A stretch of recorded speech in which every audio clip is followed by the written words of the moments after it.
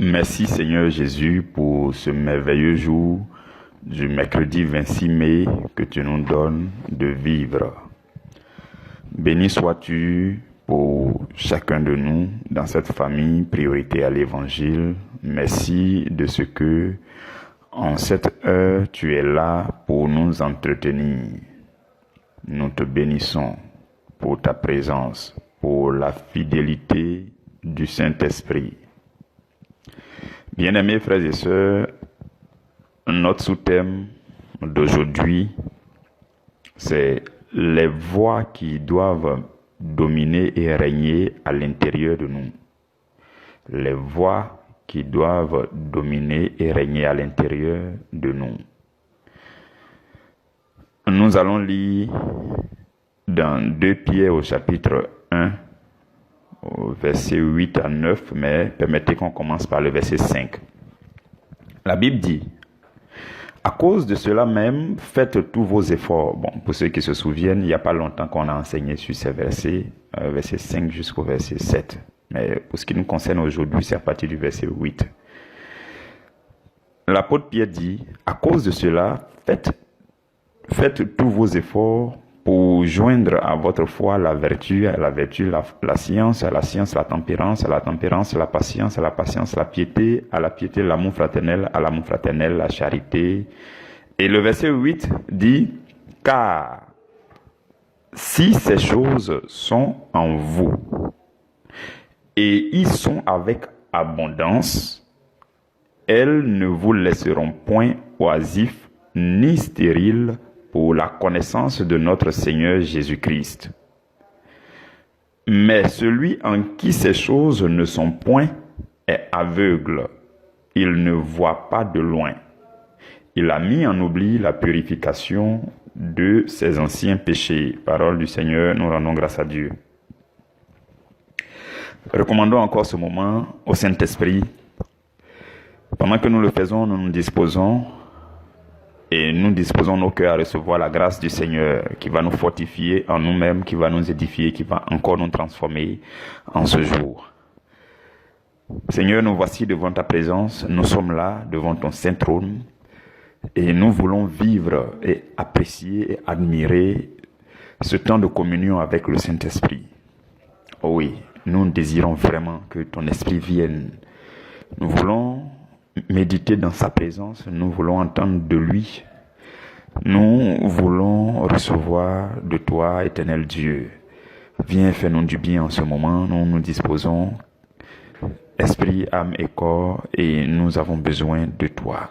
Merci pour ce moment de méditation. Merci pour ces choses nouvelles que tu vas enseigner encore en ce jour. Béni sois-tu au nom de Jésus-Christ. Amen. Mes frères, mes sœurs bien-aimés, revenons sur le verset que nous avons lu, le texte que nous avons lu à partir du verset 8. On va l'observer vraiment ensemble, je voudrais que vous puissiez me suivre. Ce que l'apôtre Pierre dit est très important. L'apôtre Pierre a cité un certain nombre de choses depuis le verset 5 jusqu'au verset 7. Il a dit de faire notre effort pour ajouter à notre foi la vertu, la tempérance, la patience, la piété, l'amour fraternel, la charité. Et au verset 8, il dit: si ces choses sont en vous, et si ces choses sont en vous avec abondance. C'est fort, hein? C'est fort vraiment, cette image est magnifique. Ça veut dire que toutes ces choses magnifiques, ces vertus de la vie chrétienne, ces qualités de la vie chrétienne, ces pensées, cette mentalité de la vie chrétienne, ces choses qui entrent dedans doivent être en nous. Et non seulement elles doivent être en nous, mais avec abondance. Vous comprenez? C'est magnifique, hein? Et par la suite, il dit, si ces choses sont en nous avec abondance, elles ne vont pas nous laisser stériles, ni oisifs. Quand on dit oisif, là, ça dit que tu es libre, tu n'as rien à faire, hein, tes pensées se promènent, tes regards se promènent, tu n'es pas occupé. Hein. Et il dit, ils ne nous laisseront pas aussi stériles. Ça veut dire qu'on sera productif si on a ces choses abondamment en nous. On sera fructueux si on a des choses abondamment en nous. Vous comprenez? Et j'aimerais qu'on observe aussi le verset 9. Il dit, mais celui en qui ces choses ne sont point. Voilà, là c'est à l'opposé maintenant. Celui en qui ces choses ne sont pas. Celui en qui ces choses ne règnent pas. Celui en qui ces choses ne dominent pas. Notre sous-thème dit les voix qui doivent dominer et régner en vous. Donc celui en qui ces choses ne règnent pas, celui-là, il est aveugle. C'est ce que dit l'apôtre Pierre. Il est aveugle et il ne voit pas de loin. Quand on n'a pas la lumière ou alors quand on est aveugle, on ne peut pas voir de loin. On ne peut pas mieux marcher, on ne peut pas mieux évoluer, on ne peut pas mieux progresser dans nos projets, dans nos affaires. Vous avez compris. Donc c'est déjà ce petit commentaire que je voudrais donner sur le texte que nous avons lu. Donc notre sous-thème dit, il y a des voix qui doivent dominer en nous, qui doivent régner en nous. Hier nous avons vu que il y a des voix qui montent dans nos cœurs et qui cherchent à s'imposer, qui cherchent à mettre la loi. Hier, le sous-thème, c'était les voies intérieures que nous devons dominer pour bien marcher dans l'obéissance. Et nous avons vu qu'il y a des pensées de séduction, les convoitises, la voie de l'échec, la peur, le doute, la paresse, les choses comme ça. Nous avons cité hier et nous avons vu que avec ces choses, on ne peut pas bien marcher dans l'obéissance. Maintenant, vers la fin de notre méditation d'hier, qu'est-ce que nous avons dit? Nous avons dit que il faut absolument que nous parvenions à assujettir ces pensées intérieures ces voix intérieures qui nous poussent dans la mauvaise direction, qui nous poussent à faire le mal. Et donc on a dit qu'aujourd'hui on allait voir comment est-ce qu'on peut y parvenir. Et l'apôtre Pierre nous révèle quelque chose de magnifique. L'apôtre Pierre est en train de nous dire qu'il faut que d'autres choses soient en nous et abondamment en nous. Quand vous lisez le verset 5 jusqu'au verset 7, en fait, tout ce que vous trouverez là-bas, ce sont des choses qu'on enseigne généralement aux chrétiens. La vie chrétienne, c'est ce qu'on entend régulièrement. Quand vous parcourez la Bible, ce sont ces choses que vous entendez régulièrement. On vous parle de l'amour fraternel, la patience, la tempérance, l'amour. Bon, peut-être qu'il n'a pas tout cité. On pourrait continuer la liste pour dire l'humilité, ainsi de suite. Plein de choses. Tout ce langage que Jésus parle, que la parole de Dieu parle à chacun de nous en tant que chrétiens, pour que nous puissions mieux marcher, mieux vivre notre vie chrétienne, notre foi chrétienne. Et l'apôtre Pierre dit que si nous avons ces choses abondamment en nous, donc déjà on a une première solution, on doit les avoir en nous abondamment. On doit avoir des choses qui vont venir remplacer, qui vont venir chasser les choses mauvaises, les pensées mauvaises. Frères et sœurs, la nature a horreur du vide. La nature a horreur du vide. Voilà pourquoi, quand vous êtes oisif, vous vous montrez oisif, les pensées mauvaises viennent pour prendre la place. Mais la bonne nouvelle, c'est que la lumière, entre la lumière et les ténèbres, il n'y a pas de combat. Pour la lumière, les ténèbres sont comme un vide. Donc, dès que la lumière arrive net, les ténèbres disparaissent. Donc, ces voix que nous avons vues hier, ces pensées ténébreuses que nous avons vues hier, qui mettent la loi en nous, qui cherchent à mal nous orienter, qui nous conduisent vers le mal, ces choses-là, on peut les éradiquer, ou alors on peut les assujettir, ou alors on peut les dominer si nous avons abondamment de la lumière en nous. Vous comprenez? Romains 8 au verset 1 dit, il n'y a plus de condamnation. Parce que vous et moi, nous sommes en Jésus. Il dit, il n'y a donc maintenant aucune condamnation pour ceux qui sont en Jésus-Christ. Si nous sommes en Jésus-Christ, il n'y a plus de condamnation. Le mal n'a plus le droit de nous condamner. L'ennemi n'a plus le droit de nous condamner, de soumettre nos pensées. Parce que nous sommes en Jésus. Et en plus d'être en Jésus, il faut que Jésus soit en nous. Oui, j'avais déjà essayé d'établir quelques nuances entre ces expressions-là. La Bible dit, il n'y a plus de condamnation pour ceux qui sont en Jésus-Christ. En effet, la loi de l'esprit de vie en Jésus m'a affranchi de la loi du péché de la mort. Ok, le fait d'être en Jésus, c'est déjà bon. Quand vous êtes en Jésus, on dit, mon frère en Christ, ma soeur en Christ, ainsi de suite. Vous faites partie de l'église avec grand E, vous êtes parmi les frères et sœurs, vous êtes en Jésus. Ça, c'est une première étape. Et il y a une étape qui est un peu supérieure, où Jésus peut être en vous. Donc, quand vous êtes en Jésus et que Jésus est en vous, ça commence à devenir intéressant. Pour que Jésus soit en vous, il faut que tout ce que Jésus dit soit abondamment en vous. Et quand Jésus sera en vous, Jésus est la lumière du monde. Il est la véritable lumière. Et il est la lumière qui dissipe toute forme de ténèbres. Donc, quand vous êtes en Jésus, pour certains, pendant que vous m'entendez, peut-être que vous êtes bien en Jésus, mais Jésus n'est pas encore bien en vous. Lorsque Jésus sera en vous, les paroles de Jésus régneront en vous. Vous allez entendre la voix de Jésus, la voix des Écritures, des versets bibliques, la voix de la vérité, de la lumière, les bonnes choses. C'est ce qui va monter dans vos cœurs abondamment. En ce moment, on dira que Jésus est en vous. Vous comprenez? La Bible dit, Christ en nous, l'espérance de la gloire. Vous voyez, quand vous lisez la Bible, essayez de localiser les expressions qui disent « nous sommes en Christ » et puis « Christ en nous ». Vous voyez. Donc, le verset qu'on a lu tout à l'heure, Romains 8, verset 1 dit « il n'y a pas de condamnation pour ceux qui sont en Christ ».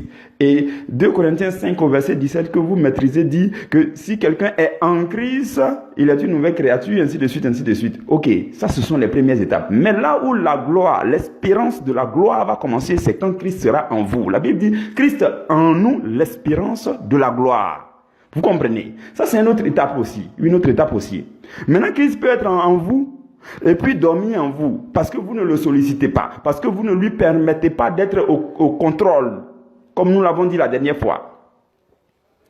Christ était dans la barque avec les disciples, mais il n'a pas opéré jusqu'au moment où les disciples l'ont invité. C'est quand vous invitez Christ que Christ commence à opérer, qu'il commence à vivre en vous, qu'il commence à agir, que sa parole commence à s'imposer en vous, que sa parole commence à parler plus fortement en vous pour faire taire les autres voix que nous avons vues hier. Donc, vous en Christ, c'est la première étape. Christ en vous, c'est la deuxième étape, mais Christ peut être en vous et être dormant. Mais l'apôtre Paul dit, dans Galates au chapitre 2 au verset 20, il dit, j'ai été crucifié avec Christ. Désormais, ce n'est plus moi qui vis, mais c'est Christ qui vit en moi. Ça veut dire qu'en plus que Christ soit en vous, vous pouvez permettre à Christ de vivre en vous. Et quand vous parvenez à ce niveau, ça devient magnifique. Je ne sais pas si vous voyez ces 3 étapes. Première étape, nous sommes tous en Christ. Nous entrons en Christ. Frère chrétien, ma soeur chrétien, ainsi de suite. Deuxième étape, nous devons méditer la parole. Nous devons mettre ces choses en nous. L'apôtre Pierre dit si ces choses sont en vous. Il n'a pas dit si vous êtes seulement en ces choses. Il dit si ces choses sont en vous. Et ils sont avec abondance. Donc en ce moment, Christ rentre en nous. Et nous mettons Christ en nous abondamment. Dans cette famille, nous avons un calendrier de lecture et d'études bibliques qu'on appelle le Caleb. Chaque jour, il y a des textes à lire pour donner l'opportunité à tous ceux qui le souhaitent de mettre Christ en eux.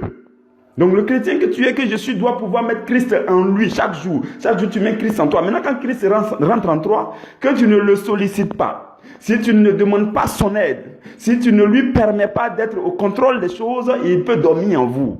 Vous comprenez? Voilà pourquoi il faut aller plus loin pour permettre à Christ de vivre en vous. Et quand Christ vit en vous, vous pourrez parler comme l'apôtre Paul. J'ai été crucifié avec Christ. Et si je vis, ce n'est plus moi qui vis, c'est Christ qui vit en moi.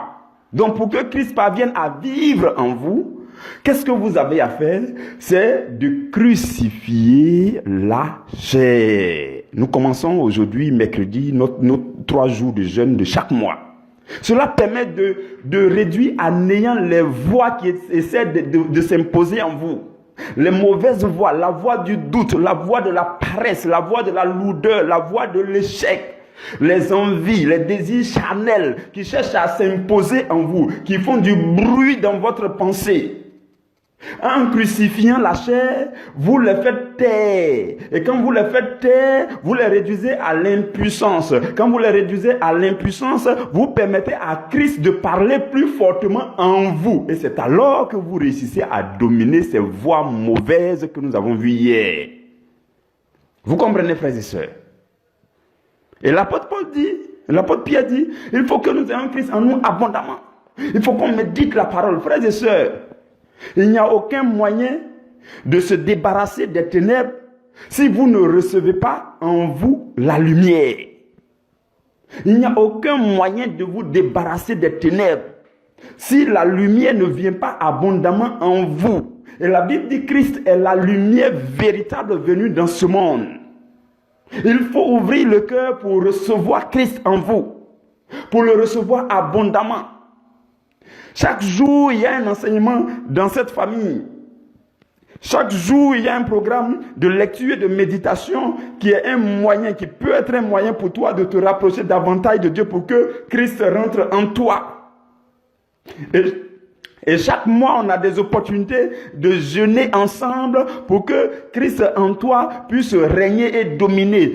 Parce que tu seras en train de crucifier la chair. Tu seras en train de te priver des envies, des penchants, de la nourriture, de certaines choses. Et en le faisant, tu crucifies la chair et tu donnes le privilège à Christ de parler plus fortement dans tes pensées. Désormais, tu auras des pensées, des envies, les voix que nous avons vues hier vont monter dans ton cœur, il n'y a pas de souci. Mais la voix de Christ va parler tellement fortement que c'est la voix de Christ qui va dominer et régner à l'intérieur de toi. Vous comprenez, frères et sœurs? La vie chrétienne, elle est pratique. Vous avez besoin que la véritable lumière entre en vous. Parce que lorsque vous n'avez pas la lumière, vous êtes comme aveuglés. Paul dit dans 2 Corinthiens 4, il dit si notre évangile est encore voilé, il est voilé pour ceux qui périssent, pour les incrédules dont le Dieu de ce siècle a aveuglé leur intelligence, afin qu'ils ne voient pas briller la splendeur de l'évangile de la gloire de Christ. Donc, nous avons besoin de recevoir la lumière de l'évangile. Nous avons besoin d'ouvrir la porte à Jésus pour qu'il entre en nous. Dans le livre de l'Apocalypse, il dit, je me tiens là et je frappe à la porte de ton cœur. Il faut que tu ouvres pour que je rentre et que je soupe avec toi. Il dit, celui qui va ouvrir, je vais rentrer, je souperai avec lui, lui avec moi. Donc, Christ a besoin de rentrer en vous. Frères et sœurs, si vous avez besoin que les choses qui sont chez vous, la Bible dit que nous sommes comparables à un temple, à une maison. Vous comprenez? Jusqu'à aujourd'hui, pendant que tu m'entends, tu as certainement fait accueil à des gens qui n'avaient pas le droit de vivre et de prospérer en toi. Tu as entretenu des pensées, des idées qui t'ont assujetti, qui t'ont affaibli. Tu les as accueillis dans ta maison, dans ton temple. Tu leur as ouvert la porte, tu leur as permis de s'asseoir, tu leur as donné même ta chambre, la chambre de ton cœur, et tu leur as donné tout le pouvoir sur ta maison, et ils sont en train de te malmener. La maison, elle est sale, la maison, elle est dégradée, la maison, elle va mal. Ce que tu as à faire maintenant, si tu veux dominer, si tu veux que ta maison soit propre, que si tu veux que ta maison soit délivrée des ténèbres, tu as besoin d'ouvrir la porte à la lumière. C'est tout ce que tu as fait. Il n'y a aucun moyen, frères et sœurs. Le seul moyen de chasser les ténèbres, c'est d'accueillir la lumière. Et la lumière, c'est Christ et sa parole. La lumière, c'est l'évangile, prêcher, méditer, proclamer chaque jour. C'est ça, cette lumière qu'il faut recevoir. Si vous avez besoin de régner, de vivre proprement et correctement, de vous débarrasser des choses qui ont affligé vos cœurs. Il y a des gens qui vivent dans le stress constamment, dans la panique constamment, dans le doute constamment. Quand ils ouvrent la bouche, ce sont des pensées de doute qui s'expriment. Quand ils ouvrent la bouche, ce sont des pensées d'échec qui les affligent. Quand ils ouvrent la bouche, c'est comme la poison qui sort. Ce sont des pensées de doute, des pensées d'échec. Ce sont ces pensées de peur qui sortent. Frères et sœurs, vous avez besoin de faire accueil à la lumière. Vous avez besoin de recevoir en vous la lumière. Vous avez besoin d'ouvrir la porte à la lumière. Au commencement, frères et sœurs, même au commencement, la terre, la Bible dit dans Genèse au chapitre 1 que la terre était informe et vide. Informe et vide. Et il y avait les ténèbres sur la surface de la terre. Pendant que je te parle, peut-être que ta vie est informe et vide. Il y a un domaine, un aspect de ta vie qui est informe et vide. Et les ténèbres sont en train de régner là-bas. Mais dans le même chapitre 1 du livre de Genèse, la Bible dit que Dieu a pris la parole et Dieu a dit que la lumière soit, et la lumière fut. Depuis lors, la terre a été éclairée jusqu'à aujourd'hui. Depuis lors, les ténèbres ont été assujettis. Tous les endroits de la terre où la lumière apparaît, les ténèbres disparaissent. Tous les endroits de la terre où la lumière apparaît, les ténèbres disparaissent. Donc, si tu veux recevoir la lumière en toi, la Bible dit, Dieu dit. Quand on dit Dieu dit, ça veut dire que Dieu a parlé. Et quand on dit Dieu a parlé, ça veut dire que c'est la parole de Dieu qui est rentrée en action. C'est la parole de Dieu qui est rentrée en scène. Ouvre ton cœur à la parole de Dieu. Dieu dit que tu vas prospérer. Tu ouvres le cœur et alors le doute disparaît. Dieu dit que tu vas réussir à ce projet. Tu ouvres le cœur et alors l'échec disparaît. C'est instantané. C'est comme ça. Dieu dit que tu vas marcher de gloire en gloire. Tu ouvres le cœur. Dès que tu ouvres le cœur, la force te remplit. C'est une lumière accompagnée de force. Jésus n'est pas seulement la lumière du monde. La parole de Dieu n'est pas seulement une lumière. La parole de Dieu est aussi un feu. Quand vous lisez la Bible, vous découvrirez que la Bible dit que la parole de Dieu est un feu. Et que Dieu lui-même est un feu dévorant. Donc en fait, c'est une lumière intense dont la chaleur dévore aussi les œuvres des ténèbres. Parce que pendant qu'on parle des ténèbres, il y a des œuvres des ténèbres. La lumière de la parole de Dieu chasse les ténèbres et la chaleur de la parole de Dieu consume les œuvres des ténèbres. Vous avez besoin des deux.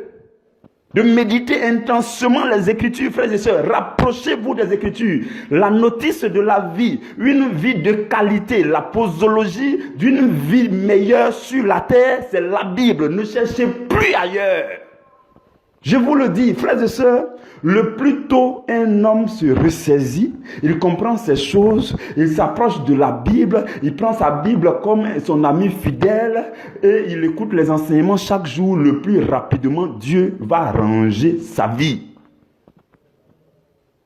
Dieu vous a créé et il a aussi rédigé. Sous l'inspiration de son Saint-Esprit, il a rédigé la notice d'une vie meilleure, une vie saine, une vie de qualité, une vie sans embarras, une vie victorieuse. Vous pourrez être attaqué, mais vous serez toujours vainqueur parce que vous serez en train d'utiliser, de vous servir de la notice de la vie qu'on appelle la Bible.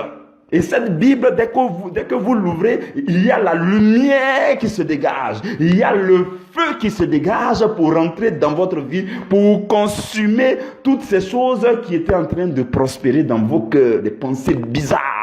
Chaque jour, des pensées bizarres. Des pensées bizarres qu'on entretient seulement, qui nous affaiblit, qui nous conduit au mal, au péché. Et on va de péché en péché, on marche dans la boue.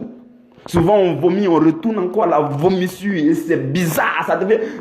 Vous voyez quand vous mangez la première fois, même si la nourriture elle est froide, même si elle n'a pas été chauffée, qu'elle est bizarre, le goût est bizarre et qu'il n'y a pas sel dedans, tout ça, c'est pas grave.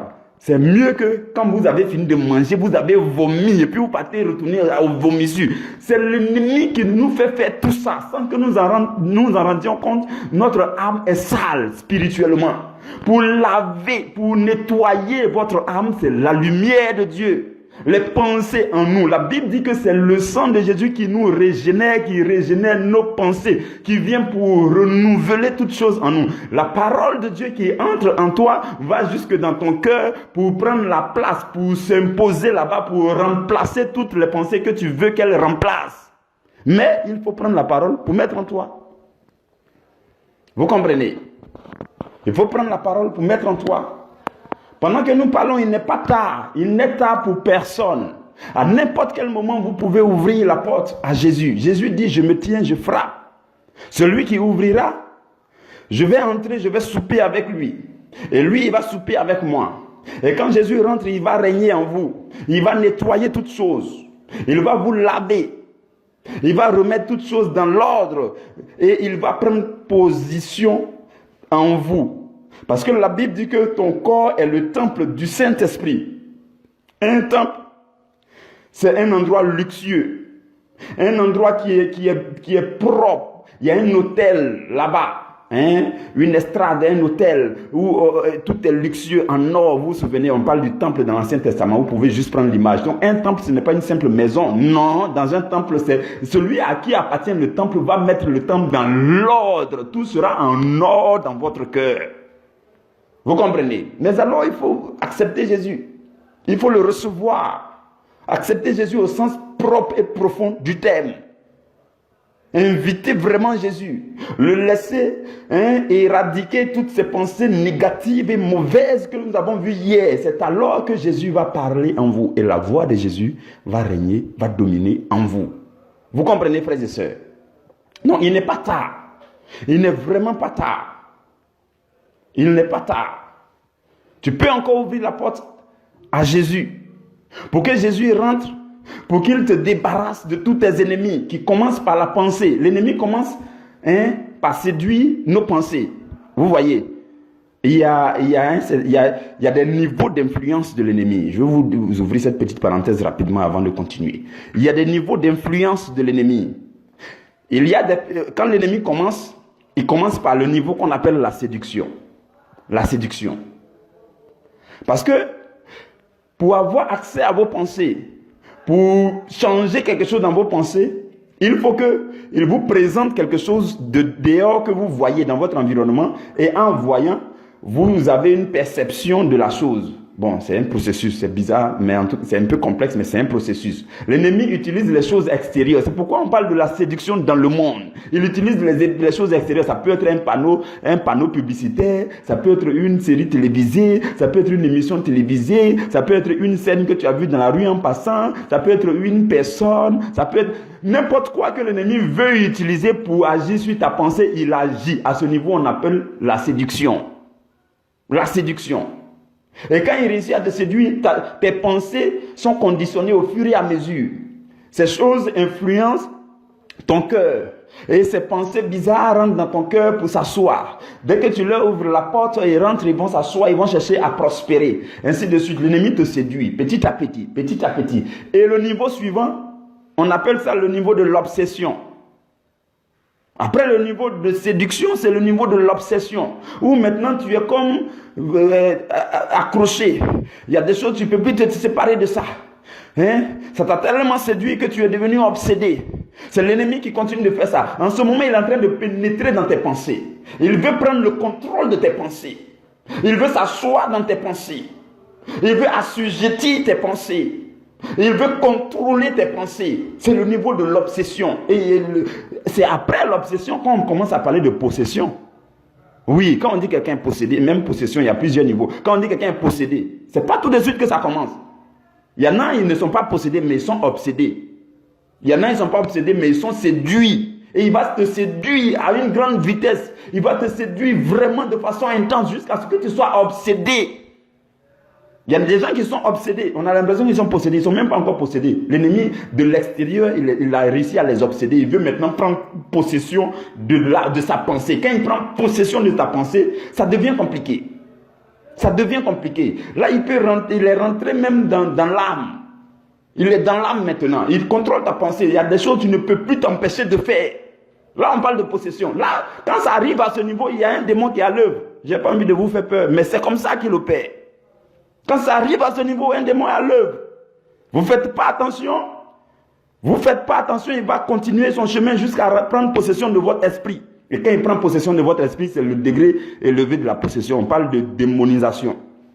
Oui, il rentre dans l'esprit. C'est en ce moment que vous devenez prêt à dire, je renonce à Jésus. Quand vous dites ça net, c'est fini, vous êtes séparés complètement, il a tout pris. Vous comprenez? Donc faisons attention à l'ennemi. Il est malin, il commence petit à petit. Mais la bonne nouvelle aujourd'hui, c'est que pendant que tu m'entends, tu peux ouvrir la porte à la lumière. Parce qu'il doit sortir. Les ténèbres doivent disparaître. Les œuvres des ténèbres doivent s'enfuir. Que ce soit par les fenêtres ou bien comment, en tout cas, mais s'il reste, ça sera consumé. Mais tu dois faire accueil à la lumière. La lumière de Dieu. Jésus doit rentrer pour régner, pour dominer. Vous avez compris, frères et sœurs? C'est ce que le Seigneur veut nous dire aujourd'hui. Donc si nous voulons dominer ces pensées que nous avons nourries depuis l'enfance, il y a des gens, vraiment, c'est le doute qui règne. Quand ils doivent parler,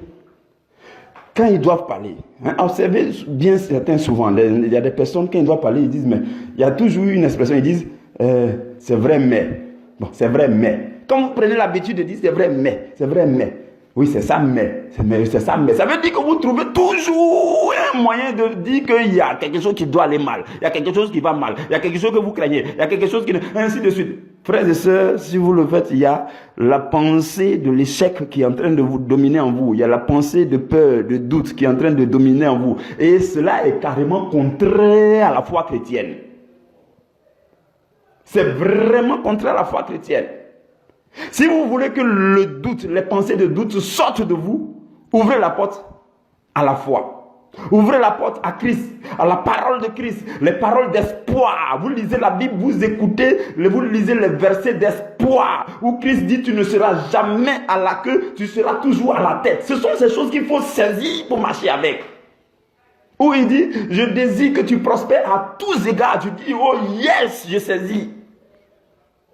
Vous comprenez? Dans la Bible, il y a beaucoup, autant de paroles agréables et magnifiques pour recréer les choses dans vos cœurs, pour éloigner de votre cœur les pensées mauvaises, les pensées d'échec, les pensées de doute, les pensées des envies bizarres, les pensées de peur, de panique, de stress. Si vous voulez éloigner, il y a autant de versets bibliques qui vont vous aider. Ouvrez le cœur et ces versets vont rentrer. Et qu'est-ce que vous faites? Vous ouvrez aussi la Bible, vous lisez chaque jour. Vous écoutez les enseignements chaque jour. Vous êtes édifié, fortifié chaque jour. Et vous verrez qu'avec le temps, il ne va plus avoir de place pour tout ce qui est mauvais.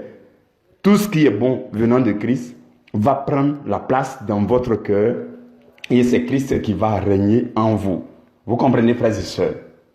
Pour y parvenir, il faut une grande humilité. Je termine par là. Il faut une grande humilité et le Seigneur va vous aider parce que vous avez entendu ce message. Et pendant que vous l'entendiez, vous aviez vraiment manifesté dans votre cœur le désir de vous débarrasser des choses qui prospéraient dans votre cœur. Parce que vous avez eu cette pensée, le Seigneur aussi va vous conduire à travers l'humilité petit à petit. Parce que frères et sœurs, la capacité à ouvrir la porte à Christ, c'est ça l'humilité. Quand tu ouvres la porte à Christ pour dire viens et rentre. C'est le premier pas dans l'humilité. Quand il rentre, tu dis, bon, tu es bien rentré, mais à compter d'aujourd'hui, je te donne le contrôle sur toute la maison. Tu as accès à toutes les pièces. Tu peux faire tout ce que tu veux. Tu peux nettoyer tout ce que tu veux. Tu peux me débarrasser de toutes les poubelles. Tu peux laver, nettoyer la maison. Rénover la maison. Vous avez besoin d'humilité pour réussir à donner cette autorité à Christ dans votre vie. Donc, qu'est-ce que vous faites dans la pratique? Désormais, vous voulez prendre une décision. Vous vous asseyez avec Christ dans une petite prière de 5 minutes, 10 minutes, 15 minutes. Vous dites, Seigneur, voilà ce que je veux faire. Prends la décision. Montre-moi la bonne direction. Pendant que vous le faites, vous lisez votre Bible. Pendant que vous le faites, vous priez. Pendant que vous le faites, vous écoutez les enseignements. La réponse va vous trouver. C'est ça qu'on appelle donner le contrôle à Christ de façon pratique. De façon pratique. C'est pas dans la bouche. Non. Je suis chrétien et puis c'est dans la bouche. Oh, je crois en Christ, c'est dans la bouche. Oh, Christ est dans ma vie et puis c'est dans la bouche. Non! À compter d'aujourd'hui, le chrétien que tu es doit donner accès à Christ. Tu dois laisser Christ rentrer. Et quand il rentre, tu lui dis, c'est toi qui as le contrôle, tu es le maître de la maison. Vous comprenez, frères et sœurs? Il vous faut de l'humilité. Et le Seigneur transfère en vous aujourd'hui une grâce spéciale pour que vous puissiez donner accès à Christ, donner le contrôle à Christ. Et Christ va vivre en vous. Et quand Christ va vivre en vous, il va parler plus fort. Il va parler plus fort. La Bible dit, dans Romains au chapitre 8 au verset 2, la loi de l'esprit de vie en Jésus-Christ m'a affranchi de la loi du péché et de la mort. Hier, nous avons vu que l'apôtre Paul dit, dans le chapitre 7 de Romains, il dit, je trouve en moi une loi que lorsque je vais faire le bien, le mal est attaché à moi. Et aujourd'hui, la Bible te dit, la loi de l'esprit de vie, il y a une autre loi qui vient te sauver. Vous voyez vers la fin de Romains chapitre 7 qu'on a lu hier, il dit, il dit misérable que je suis, qui me délivrera de ce corps de mort, tout ça. Ça c'est la fin du chapitre 7. Et au début du chapitre 8, il dit, il n'y a donc plus de condamnation pour ceux qui sont en Christ, ainsi de suite. Et au verset 2, il dit, la loi de l'esprit de vie. Il y a une nouvelle loi qui va venir mettre la loi en toi. Il y a une nouvelle loi qui doit venir régner en toi. On appelle ça la loi de l'esprit de vie en Jésus-Christ. Et il dit, la loi de l'esprit de vie en Jésus-Christ m'a affranchi de la loi du péché et de la mort. C'est ce que tu dois répéter avec moi aujourd'hui. La loi de l'esprit de vie en Jésus m'a affranchi de toutes les pensées négatives. La loi de l'esprit de vie en Jésus m'a délivré de toutes les pensées démoniaques. La loi de l'esprit de vie en Jésus-Christ m'a délivré de toutes les pensées de peur. Désormais, je suis victorieux. La Bible dit, nous sommes plus que vainqueurs par celui qui nous a aimés. Et la Bible dit encore que celui qui est en nous, celui à qui j'ai ouvert la porte et qui est rentré en nous et qui va vivre en moi, il est plus fort que celui-là qui est dans ce monde et qui est en train de m'accabler. La loi de l'esprit de vie en Jésus m'a affranchi de la loi du péché et de la mort. C'est ce que tu dois dire. Tu dois te prononcer, te répéter ça. Tu dois proclamer, déclarer ça. La loi, il y a une nouvelle loi. Et peu importe la loi qui était dans mes membres, dans mes pensées, qui était en train de s'imposer, qui était en train de m'affaiblir, qui était en train de m'affliger, m'accabler, et peu importe ces lois-là, à compter d'aujourd'hui, il n'y a plus de condamnation pour moi. De telle sorte que la loi, une nouvelle loi, qu'on appelle la loi de la foi, et qu'on appelle aussi la loi de l'esprit de vie en Jésus-Christ, m'a affranchi de toutes les lois d'avant. De la loi du péché et de la mort. Et dans Jean chapitre 8 au verset 32, Jésus lui-même dit, vous connaîtrez la vérité. Et la vérité vous rendra libre. La vérité vous affranchira. La vérité vous délivrera. Donc, lorsqu'on ouvre la porte à la vérité rentre pour nous libérer, pour nous affranchir, pour nous délivrer. Vous comprenez, frères et sœurs? Vous avez compris. Donc, c'est ce que nous avons à faire. Si nous voulons chasser toutes ces mauvaises pensées qui sont en nous, si nous voulons les faire taire, si nous voulons les débarrasser du pouvoir qu'ils ont présentement, si nous voulons réduire leur pouvoir à néant, si nous voulons les réduire à l'impuissance, nous avons besoin que Jésus rentre, que la voix de Jésus sonne plus fortement et que notre humilité, notre obéissance permettent à Jésus de régner en nous. C'est alors que nous allons dominer sur ces choses mauvaises. C'est alors que nous serons victorieux. Désormais, une pensée va monter en toi pour dire, va commettre tel péché. Mais la voix de Jésus va parler plus fortement. Désormais, une pensée va monter en toi pour dire, tu ne vas pas réussir dans ce projet. La voix de Jésus va monter plus fortement pour dire, je vais réussir dans ce projet pour rendre témoignage à la gloire de Dieu. Désormais, une pensée de peur va monter en toi. Tu vas dire, non, je n'ai pas peur parce que j'ai la présence continuelle du Saint-Esprit avec moi. Je suis rassuré dans le Seigneur. Désormais, une pensée, une envie bizarre va naître en toi. Tu vas dire, non, j'ai crucifié la chair. Si je vis, ce n'est plus moi qui vis, c'est Christ qui vit en moi et Christ impose sa loi en moi.